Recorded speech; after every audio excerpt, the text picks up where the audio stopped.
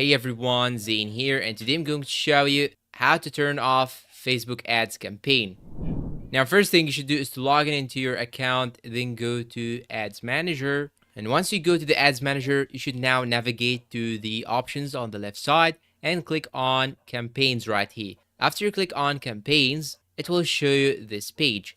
Now you have to check any one of these campaigns that you want to turn off. Just click on it. Then here you will have this option right here, Edit. Just click on the arrow beside it and click on Turn Off. By this method, you will just turn off the campaign and you can easily turn it on whenever you want.